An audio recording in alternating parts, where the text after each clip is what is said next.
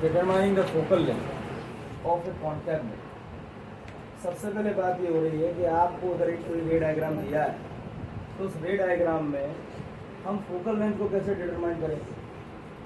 तो focal length को determine करने के लिए एक्टिविटी 10.2 का सहारा लेंगे। एक्टिविटी 10.2 क्या थी कि एक कॉन्केव मिरर को यदि हम स्टैंड पर लगा कर रखते हैं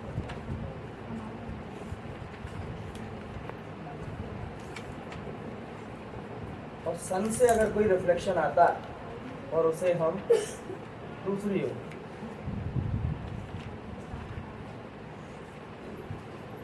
एक पेपर पर डालते तो पेपर के बीचों बीच एक सन का इमेज बनता हुआ दिखाई देता है, या एक कागज के बीचों बीच एक ब्राइट स्पॉट दिखाई देता है। वो स्पॉट काय का था? इमेज ऑफ द सन। तो अगर इस नियम को एक बार फिर से देखा जाए और एंगल I बराबर एंगल R को याद रखा जाए तो ये उसी प्रकार का प्रोपोर्शन है कि जिस एंगल से रे ऑफ लाइट आई थी मिरर पर टकराने के बाद वो उसी एंगल से वापस चली गई। इमेज यानी कि फोकस कहाँ बना? जहाँ पर कागज पर हमें जो इमेज दिखाई दिया उसका एक चित्र दिखाई दिया। तो पोल P से और फोकस के बीच की दूरी को हम हमेशा फोकल लेंथ कहते हैं, जिसे हम छोटे हैं यानी कि स्मॉल लेटर और वेब से डिनोट करते हैं। तो एक्टिविटी को जब हम शुरू कर रहे हैं तो एक्टिविटी में सबसे पहले हमसे कहा गया कि आप फोकल लेंथ को डिटरमाइन कैसे करें। फोकल लेंथ को डिटरमाइन करने के लिए हम हमेशा अपने दिमाग में एक्टिविटी 10.2 को याद रखें। 10.2 एक्टिविटी क्या है कि एक कॉन्केव मिरर को हमने होल्ड किया, सूर्य का प्रकाश जब उस कांच पर डाला तो उस कांच के द्वारा जो एक रिफ्लेक्शन आया वो एक शीट ऑफ पेपर पर डाला। अगर हम पेपर ना भी लें तो हम इस एक्टिविटी को कर सकते हैं। ये एक्टिविटी हम अधिकतर कब दोहराते हैं? जब सूर्य ग्रहण या चंद्र ग्रहण जैसी स्थिति आती है। तो हम सूर्य ग्रहण को डायरेक्ट नहीं देखते, लेकिन उसका इमेज देखने के लिए अधिकतर लोग ऐसा करते हैं कि वो अपने आंगन पर एक बड़े से पात्र में पानी भर कर रखें और उसका सारा रिफ्लेक्शन हमें उस पानी में दिख जाता है। यानी कि जो हूबहू एक चित्र है सूर्य में, वो बिल्कुल हमें कहाँ दिखाई दे जाता है? अपने एक पानी भरे हुए पात्र में। तो हम उसको देखकर उसके इमेज का अध्ययन कर सकते हैं कि वो उस समय कैसा दिखाई दे रहा होगा, क्योंकि अध्ययन काय का है? इमेजों का। डायरेक्ट सूर्य की इमेज को हम नहीं देख पा रहे, लेकिन हम उसका एक इमेज या तो किसी पेपर पर या पानी पर उतार कर उसके इमेज के देख सकते हैं। अब बात ये आती है कि वो पानी पर जहाँ वो इस स्थान पर टकराई मिरर पर, और मिरर से जहाँ इमेज बनता हुआ दिखाई दिया उसके बीच की दूरी को हम क्या कहते हैं? Focal length. आगे देखिए, in fact the image of the sun it was tiny. Image कैसी दिखाई दी? छोटी। रियल दिखाई दी और इन्वर्टेड इमेज दिखाई दी। तो you got the appropriate focal length of the concave mirror by measuring the distance of the image from the mirror. आपने focal length कब नापी? जब आपने मिरर से और इमेज तक की दूरी को आपने जब मेजर किया तो फोकल लेंथ प्राप्त हो गई। यानी कि चित्र को बनाने के बाद बहुत सारे ऐसे टर्म हमको याद रखने पड़ते हैं जो अधिकतर परीक्षा में एक डिफाइन के तौर पर पूछे जा सकते हैं। जैसे पोल क्या होता है, प्रिंसिपल एक्सिस क्या होती है, प्रिंसिपल फोकस क्या होता है, सेंटर ऑफ कार्वेचर क्या होता है, फोकल लेंथ क्या होगी, रेडियस ऑफ कार्वेचर क्या होगा। ये कुछ टर्म है जो हमेशा 1 नंबर में या 2 नंबर में हमसे पूछे जा सकते हैं। तो एक उदाहरण के तौर पर अगर हम फिर से देखें तो टेक एक कॉन्केव मिरर। एक्टिविटी में फिर से कहा गया कि आप एक कॉन्केव मिरर को लीजिए, find out it's approximate focal length in the way describe above. जैसा आपने अभी ऊपर वाली एक्टिविटी में यानी कि 10.2 में जो फोकल लेंथ को फाइंड आउट करने के लिए कार्य किया था, ऐसे ही कार्य हम यहाँ पर कुछ करेंगे। क्या? Note down the value of focal length. You can also find it by the obtaining image of the distant object of the sheet of the paper। जैसा आपने शीट ऑफ पेपर पर एक इमेज का ऑब्जर्वेशन किया, ऐसा ही हम हर बार कर सकते हैं। Mark A line on A table with A chalk. उन्होंने कहा कि इस एक्टिविटी को समझने के लिए आप अपने टेबल पर एक चॉक से लाइन बनाओ। जैसे टेबल अपने पास जो पढ़ने की टेबल होती है, तो हम यहाँ एक मान के चलो कि टेबल अपन यहाँ बना देते हैं।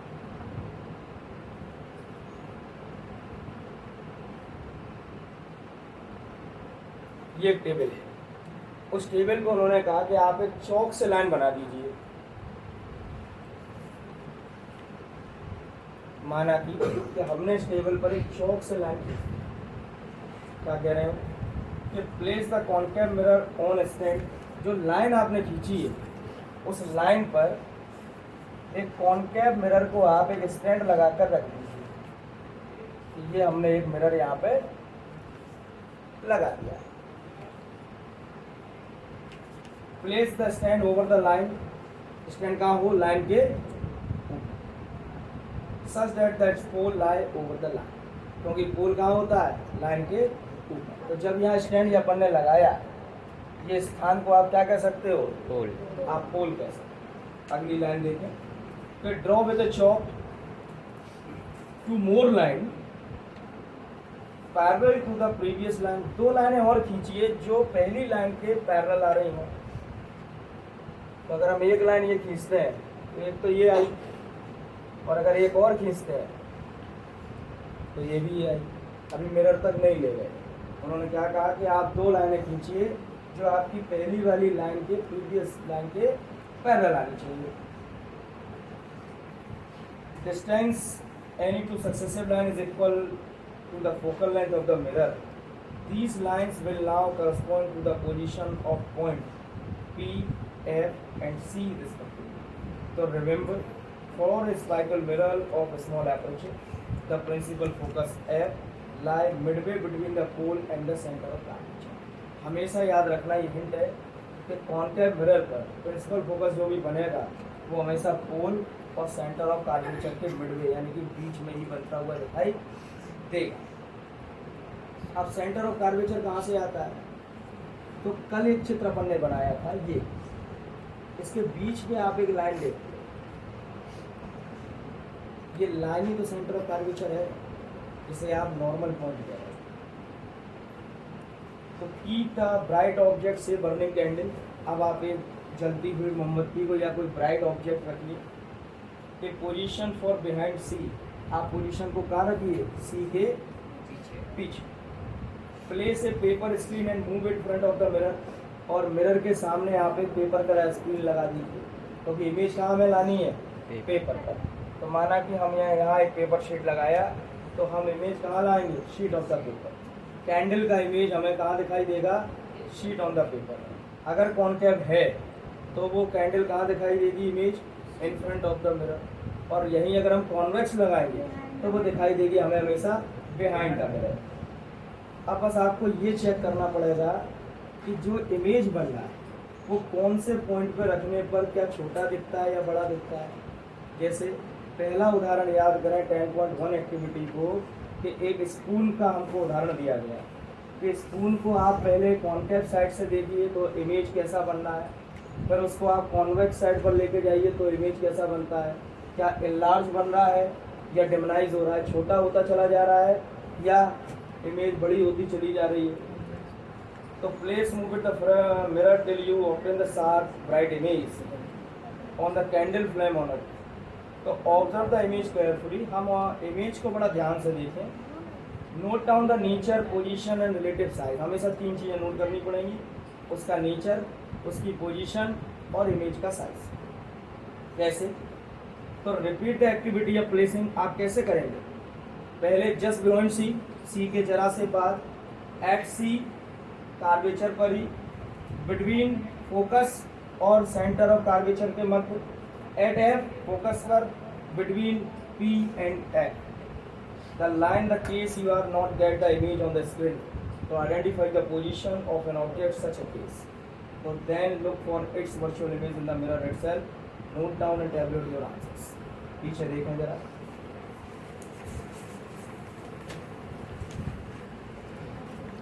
मिरर्स को याद करने के लिए हमारे पास केवल एक ही तरीका है। वो तरीका ये है कि जो एक्टिविटी करने के बाद एक टेबल हमारे सामने आ रही है 10.1। ये टेबल को अगर हम समझें तो हमें सारे इमेजों के आंसर अपने आप मिल जाए। जैसे कि you will see in the above activity that the nature, position and size of the image from the concave mirror depend on the position of the object in relation point of the P, F and C. The image form of real for some position of the object. कभी कभी image कैसा दिखाई दे रहा है, real दिखाई दे रहा है, लेकिन कभी कभी इमेज कैसा प्राप्त हो रहा है, वर्चुअल प्राप्त हो रहा है. तो ऐसे कौन से तरीके होंगे कि कब इमेज हमें रियल मिलेगा और कब इमेज हमें वर्चुअल मिलेगा. तो the image is either magnified, reduce or has the same size depending on the position of the object. Image का साइज कम होना या ज़्यादा होना इमेज की पोजीशन पर निर्भर करेगा कि इमेज कहाँ से आई थी और कहाँ रखी हुई दिखाई दे रही है. तो एक समरी टेबल हमें दी गई है.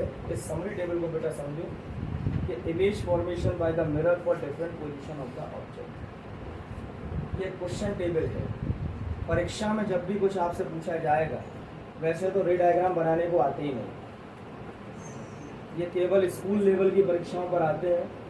अपने स्कूल में जो अपन परीक्षा देते हैं क्वार्टरली, हाफली या प्री बोर्ड्स, केवल उनमें ये आपसे पूछे जा सकते हैं. बोर्ड की परीक्षा में रे डायग्राम डायरेक्टली बनाने को नहीं आते. हो सकता है आपको कोई न्यूमेरिकल कराया जा रहा है तो न्यूमेरिकल में दे दिया हो तो आपको उसको पहले डायग्राम बनाना पड़ेगा, फिर उसका न्यूमेरिकल वैल्यू निकालना पड़ेगा. ध्यान से समझो कि क्वेश्चन क्या बनता है, पोजीशन ऑफ द ऑब्जेक्ट. अब एक बात और याद रखना कि यहाँ आपके किताब में एक उन्होंने उदाहरण बहुत अच्छा दे के रखा है कि नीचे फिगर दिखाई दे रहा है 10.3 किताब में देखिए. इसमें जो टेबल का पहला पॉइंट है एट इन्फिनिटी, ये दोनों डायग्राम आपको दिखाई दिए जा रहे हैं, एक कॉनकेव का साथ में लेकर और एक कॉन्वेक्स का. ध्यान से इस बात को सुनो जिससे ये डायग्राम तुम्हारे दिमाग में घुसे कि कब कौन से डायग्राम में हमें क्या करना है. ठीक है, और एक बार इन्हें अपन समझेंगे और फिर बनाएंगे. कैसे, तो देखो जरा. अगर एक ऑब्जेक्ट इन्फिनिटी पे रखना है, कल भी एक चित्र अपन ने बनाया था, वो इन्फिनिटी का चित्र था कि ऑब्जेक्ट कहाँ रखा है, इन्फिनिटी, हमें नहीं पता कहाँ से आ रहा है, अनंत रखा हुआ है. क्वेश्चन क्या है कि एक ऑब्जेक्ट इन्फिनिटी पे रखा है और बताइए कि उसका फोकस कहाँ बनेगा, उसका फोकल लेंथ क्या होगा. केवल यही पूछा जा रहा है. तो position of the image, image कहाँ बनेगी, फोकस पर. जैसे उस दिन एक चित्र अपन ने देखा. 10.3 को एक बार नज़र में रखें. साइज ऑफ द इमेज कैसा हो रहा है, हाईली डिमनाइज और पॉइंट साइज. ये आपको रिमार्केबल है, ये याद करना पड़ेगा. ठीक है ना, क्योंकि इनको हम याद करेंगे तो हमें पता चल जाएगा कि इतना ही बनेगा हमेशा. आगे नेचर क्या होगा, रियल एंड इनवर्ट, वास्तविक और उल्टी. इमेज कैसी बनेगी, वास्तविक बनेगी और उल्टी इमेज बनेगी. अगला देखो जरा, बियॉन्ड सी, सी के पीछे, between F and C, at C curvature पर. एट सी स्थिति को समझो. दिन के 12 बजे, दिन के 12 बजे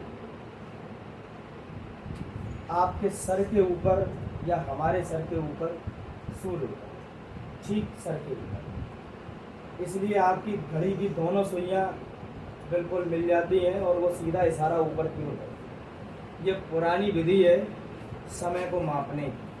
परछाइयों को देखकर हम समय माप सकते हैं. तो आपने ये देखा कि ठीक 12 बजे जब सूर्य आपके सर के ऊपर आया तो आपको अपनी ही इमेज दिखाई नहीं, यानी कि आपको अपनी ही परछाई दिखाई नहीं, क्योंकि वो बिल्कुल आपके कार्वेचर पर थी. यानी कि जैसी आई थी वैसी ही वापस गई. तो 90 डिग्री पर आई थी और 90 पर ही वापस गई, तो सेम पोजीशन होने के कारण वो दिखाई नहीं.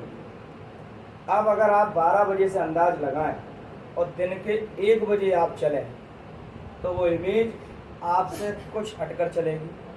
ठीक 2 बजे वो आपसे थोड़ी दूर होगी और ठीक 3 बजे वो बिल्कुल आपके हाथ के बराबर होगी. यानी अगर आप यहाँ खड़े हैं तो आपका इमेज कहाँ दिखाएगा, यहाँ. शाम को 6 बजे वो इमेज सीधी आपके पीछे पहुँचेगी और रात के 9 बजे वो आपके बगल में आ जाएगी. ठीक है.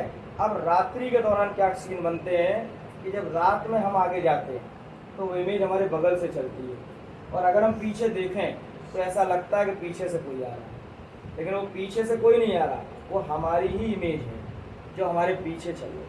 कि दिन में वो अपन से आगे चलती है और रात में वो पीछे चलती है. क्यों, दिन में जो सूर्य है वो आपके इन फ्रंट है, रात होने पर वो आपसे पीछे चला गया, तभी तो आपके जहाँ आप रह रहे हो वहाँ अंधेरा आया।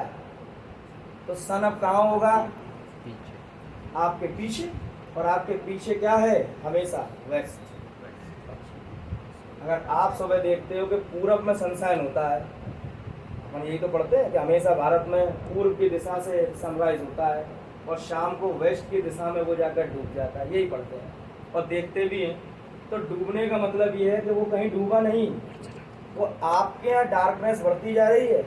तो जो पश्चिम देश हैं जिन्हें हम वेस्टर्न कंट्रीज कहते हैं, उन कंट्रीज में वो धीरे धीरे सुबह होने का कार्य प्रारंभ हो रहा होगा कि शाम को 6 बजे जब हमने सूर्य को अस्त होते हुए देखा तो वो अपने यहाँ तो अस्त हो रहा था, लेकिन वो उन देशों में वो राइज हो रहा होगा। तभी तो वो शाम का और सुबह का सूरज एक जैसे दिखता है हमें, तो जैसा सुबह दिखाई देता है अर्ली, ऐसे ही हमें शाम को डूबते समय दिखाई देता है। तो इमेज कहाँ चली जाएगी? और ठीक रात के 12 बजे इमेज आपको दिखाई नहीं देगी। जैसे ठीक दिन के 12 बजे हमें हमारी इमेज नहीं मिलती, ऐसे ही रात के 12 बजे भी हमें हमारी इमेज दिखाई देती है। वो कैसी आ गई? बिल्कुल हमारे 90 डिग्री के एंगल पर, और एक एंगल आर और एंगल आई बराबर होने पर वो इमेज कैसा हो गया? रिफ्लेक्शन कैसा हुआ? बिल्कुल स्ट्रेट वे एंगल के लिए। तो एंगल का अगर नियम लगेगा तो वो इमेज हमें फाइंड आउट नहीं हो रही। अब यहाँ एक बात और देखो जरा, अगर एट एफ ऑब्जेक्ट अगर फोकस में रखा है तो इमेज कहाँ बनेगी? इन्फिनिटी। इमेज कहाँ बन रही है? जैसे हम अपनी छत पर खड़े हो जाएं और छत पर खड़े होकर जब हम देखते हैं तो हमें बहुत दूर तक का दिखाई देता है, लेकिन कुछ ही स्थान ऐसे होते हैं जिन्हें हम क्लियर कट देख सकते हैं। वही तो इमेज है कि जहाँ साफ सुथरा दिखाई दे रहा है, नहीं तो इमेज तो अनंत तक जाती है, हमें दूर तक दिखाई दे रहा है, लेकिन क्या आप उसे वेरीफाई कर सकते हो? दिख रहा, धुंधला दिख रहा होगा, बिल्डिंग दिख रही होगी, लेकिन वो वेरीफाई नहीं होगी कि ये बिल्डिंग वास्तव में क्या है। क्या कोई घर की बिल्डिंग है, ऑफिस बिल्डिंग है, या कोई हमें कोई फोर्ट तो दिखाई नहीं दे रहा अपने घर से, तो अपन उसको सिर्फ देख सकते हैं। अपन क्या कहेंगे उस समय कि ये एक वर्चुअल इमेज है, कुछ आभास हो रहा है बिल्डिंग होने का, लेकिन ये नहीं कह पा रहे कि बिल्डिंग है। और जब बिल्कुल पास में दिखाई दे रहा है तो वो रियल बात कह देते हैं कि हाँ ये एक पर्टिकुलर बिल्डिंग है, क्योंकि इमेज हमें कैसी बन रही है? साफ, एक शार्प इमेज दिखाई दे रही है जो हमें बाकायदा चीज़ों को दिखा रही है। अब एक्टिविटी के और टेबल के जरा नीचे उतर के आओ और इन सारे चित्रों को एक बार हम तुम्हें पढ़ के सुना रहे हैं, एक बार इन पर गौर रखो कि we can also study the formation of images by spherical mirror by drawing ray diagrams. हम हमेशा स्पेरिकल मिरर्स पर बनने वाली इमेजों को एक रे डायग्राम के द्वारा समझने की कोशिश करते हैं। तो consider an external object of the infinite size, place in front of the spherical mirror, each small portion of the extended object act like the point sources, an infinite number of the ray originate from each of these points to construct the ray diagrams. So in order to locate the images, arbitrary number of the ray containing from the point to be considered. तो यहाँ clarity से समझने के लिए हम यहाँ केवल एक रे का प्रयोग कर रहे हैं, जबकि नॉर्मल डायग्राम जो हम देखते हैं वहाँ तमाम रे आती हैं। अगर हम एक रे को साफ सुथरे से देख लें तो अगर वो ज़्यादा रे भी आ जाए तो हम समझ सकते हैं। परीक्षा में आप नंबर ऑफ रे का कोई डायग्राम नहीं बनाएंगे, आप या तो उसे एक रे से ही डिफाइन करेंगे, एक रे बनाकर ही समझाएंगे, या आप एक रे बनाने के बाद फुल श्योर हो तो आप सेकंड रे बनाकर दिखा देंगे। अगर आप नहीं श्योर हो तो आप केवल एक रे का रिफ्लेक्शन लेके चलना और एक रे का ही इमेज आप बनाकर दिखाएं, वो आपके लिए सही है। क्योंकि तो परीक्षा में वो आपसे ये नहीं कह रहा कि आप मल्टीपल रेज हमें बताइए, वो तो आपसे केवल एक रे डायग्राम पूछेंगे और वो हम एक रे से समझाएंगे और एक रे के डायग्राम भी हम बनाएंगे। पहला डायग्राम हम पढ़ेंगे और उसे ध्यान से देखेंगे। तो यहाँ दोनों प्रकार के मिरर्स को लेकर साथ में चल रहे हैं। एक बात फिर से ध्यान से देखिए कि एक जब पहला हमने बात किया था सबसे पहले, तो हमने आपसे ये कहा था कि यदि जब हम कोई मिरर बनाते हैं तो मिरर के नीचे हम कुछ लाइनें खींच देते हैं, वो ये दर्शाती हैं कि ये मिरर का वो सरफेस है जहाँ पर पॉलिश है। अब इस चित्र को अगर ध्यान से देखो तो चमकदार सतह पर आपको एक ब्लैक कलर की डार्क बाउंड्री दिख रही होगी। तो ये डार्कनेस ही क्या बता रही है कि ये एक चमकदार सतह है कि रिफ्लेक्टिंग सरफेस कहाँ है। बाकी का जो हिस्सा है वो लाइट है, यानी कि जो पॉलिश्ड है वो यहाँ क्लियर कट नहीं है। तो ध्यान से देखो कि a ray parallel to the principal axis, एक रे आ रहा है, एक रे आ रहा है, किसके पैरेलल आ रहा है, यानी कि इनफ्राइट से आ रहा है। एक रे आ रहा है प्रिंसिपल एक्सिस के पैरेलल आ रहा है आफ्टर रिफ्लेक्शन, यानी कि रिफ्लेक्शन कब होगा, आफ्टर मिरर पर टकराने के बाद। तो मिरर पर टकराने के बाद will pass through the principal focus in case of concave mirror, concave mirror पर वो प्रिंसिपल फोकस को पार करते हुए निकल गई, यानी कि प्रिंसिपल एक्सिस को उसने जिस स्थान पर काटा, अगर मैथ की भाषा में अपन कहें कि यहाँ इंटरसेक्ट कर गई वो लाइन, उन्होंने क्या कहा कि एक रे आ रहा है parallel of principal axis, reflection हुआ और प्रिंसिपल फोकस को गुजरते हुए, प्रिंसिपल एक्सिस से गुजरते हुए वो निकल गई।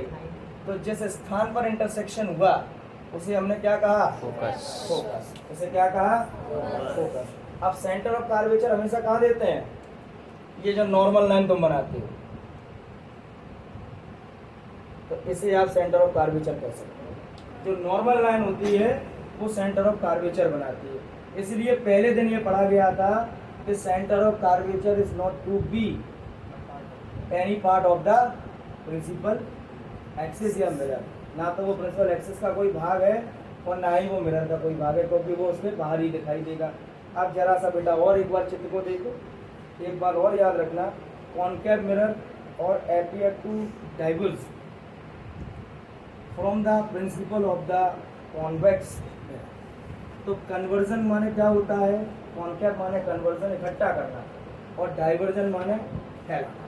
तो जो लाइट को एक जगह इकट्ठा करते हो वह हमेशा कॉनकेव लेंस का या मिरर का आप प्रयोग करोगे, और जहाँ लाइट फैलाने की बात हो रही हो वहाँ आप हमेशा कॉन्वेक्स का प्रयोग करोगे। अब आप उदाहरण को सेट कर लीजिए यही दिमाग में कि हम अधिकतर ऐसा देखते हैं कि एक डीजे पर कोई या अपने स्कूल में एक प्रोग्राम हो रहा है और एक पर्टिकुलर व्यक्ति पर एक स्पॉट ऑफ लाइट आता है, जिसे आप बीम ऑफ लाइट कहते हैं, वो एक कॉनकेव है, क्योंकि उसने सारी लाइट को इकट्ठा किया और उसने एक पर्टिकुलर स्पॉट दिखाया। या टॉर्च लाइट, टॉर्च भी जब हम देखते हैं अंधेरे कमरे में जलाते हैं तो वो सारे कमरे में उजाला नहीं देती, वो एक पर्टिकुलर वस्तु पर देती है आप जिसे देखना चाहते हैं, तो वो कॉनकेव के उदाहरण है। बल्ब में लगा हुआ कोई कांच वो कॉन्वेक्स हो सकता है क्योंकि वो लाइट को फैला रहा है, डाइवर्ज। ध्यान से देखें। अब अगर कॉन्वेक्स के चित्र को आप देखें बी नंबर, तो चित्र क्या दिया गया है कि एक कॉन्वेक्स मिरर बना, तो ये कॉन्वेक्स का चमकदार सतह, प्रिंसिपल एक्सिस के पैरेलल लाइन तो आनी ही है और वो टकरा गई।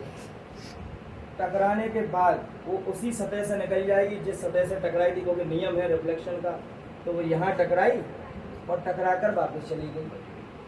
लेकिन इमेज का बननी थी बिहाइंड द मिरर, तो सेंटर ऑफ कर्वेचर एक यहाँ से निकलता हुआ दिखाई दिया। एक रे कहाँ से दिखाई दी, उस पॉइंट से जहाँ पर टक्कर हुई, और एक रे ये टक्कर वाली, दो रे दिखाई दे रहे हैं। अब एक रे आप यहाँ से भी निकाल सकते हो जहाँ से आपका ये रिफ्लेक्शन, तो पॉइंट कहाँ बना, ये है, क्योंकि ये मिरर कौन सा था, इमेज कहाँ बनेगी, बिहाइंड द, तो ये हो गया आपका एफ, और जो दूसरी लाइन आप निकाल के लाए थे उसे आप क्या कह सकते हो, सेंटर ऑफ कर्वेचर। ये पहला चित्र था, यानी कि जो पहला पॉइंट हमने पढ़ा था ऊपर किसमें, टेबल में, एट इन्फिनिटी, तो ये दो चित्र काहे के हैं, इन्फिनिटी के। अब आप दूसरा चित्र देखिएगा, a ray passing through the principal focus of a concave mirror. एक रे कहाँ से पास कराई जा रही है, प्रिंसिपल फोकस पर। तो प्रिंसिपल फोकस हमेशा कॉनकेव में कहाँ होता है, यहाँ होता है। ये पहले से सब निर्धारित है बेटा, ये पहले से चित्र में होते हैं, आप तो सिर्फ याद रखोगे कौन कहाँ होगा। जैसे एक चित्र हमें बनाना पड़ेगा अभी, तो अगर हम इसको बनाएं तो पोल एफ और सी आप पहले से दिखा सकते हो।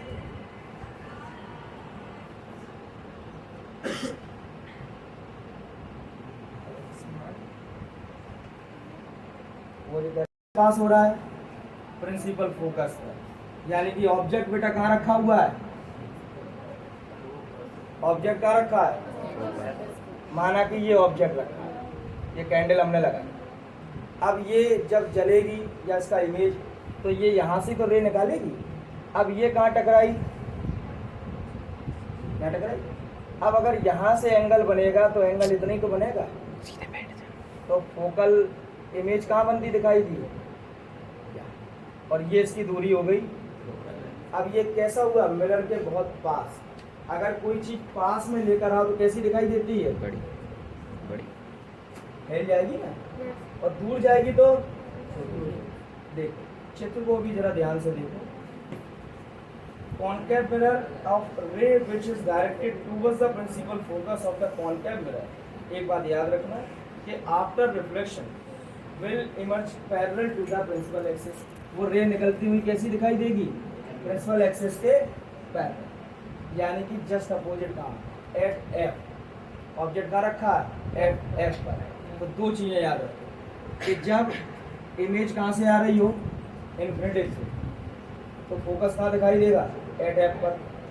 और यदि एट एफ पर ऑब्जेक्ट रखा है तो रिफ्लेक्शन के बाद जो रे जाएगी वो कैसी जाएगी, प्रिंसिपल ऑफ द या parallel to the principal axis. ये दोनों ही चित्र एक दूसरे के अपोजिट चित्र हैं। यहाँ बीच में एक चित्र गायब है, लेकिन पीछे जैसी पेज पलटोगे तो तुम्हें पूरे 6 चित्र दिए गए, और वो 6 चित्र जो बने वो ये 6 पॉइंटों के हैं जो आपने टेबल 10.1 में पढ़ रहे हो, उन्हीं के 6 डायग्राम। एक बार फिर से देखेंगे। अगला नंबर 3 कि a ray passing through the centre of curvature.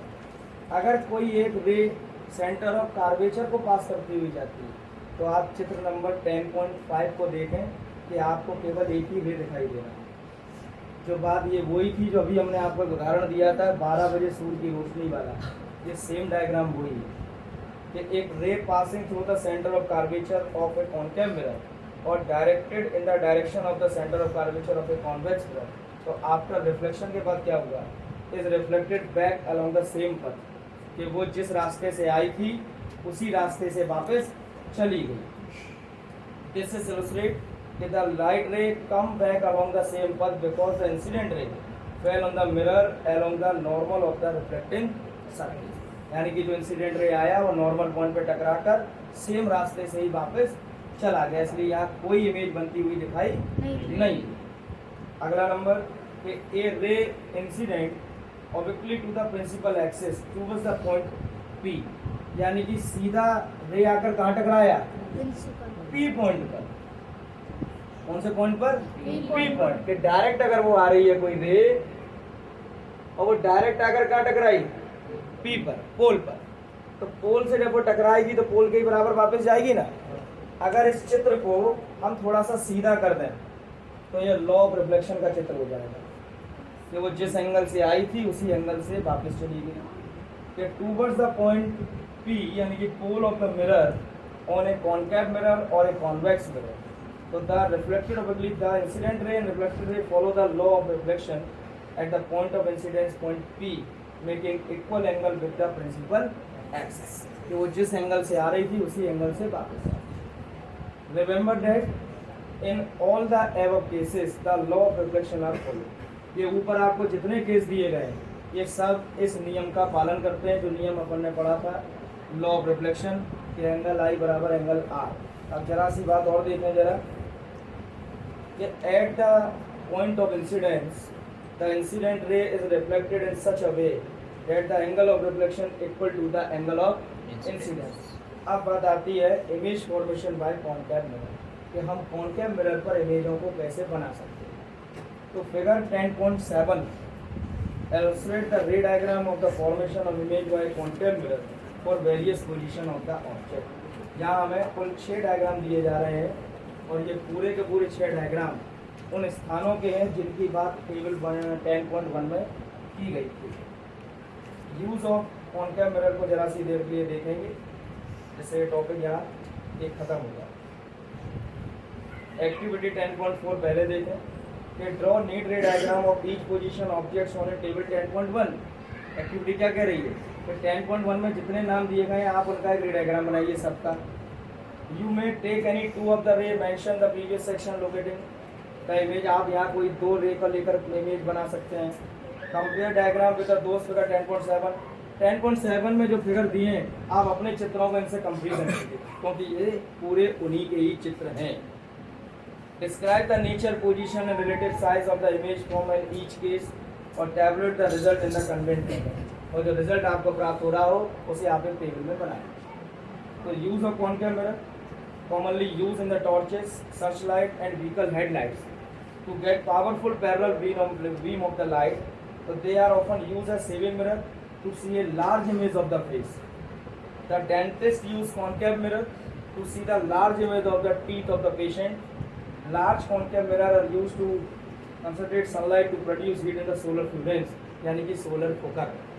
Solar cooker को बनाने में हम इसी प्रकार के मिरर का प्रयोग करते हैं, जिससे वो एक खाना बनाने की पद्धति है, अंदर 2 बॉल टाइप स्ट्रक्चर होता है जिसमें पानी भर देते हैं और वो सीधा जो सोलर में मिरर लगा है कॉन्केव, वो लाइट को इकट्ठा कर कर केवल उन कटोरों पर डालता है। तो पूरा सन का इमेज, जैसे ये जो चित्र अपन बराबर देखते हैं, इमेज कागज़ पर जा रहा था, अब इमेज हमने कहाँ डाला, उस मिरर से पानी के बाउल पर।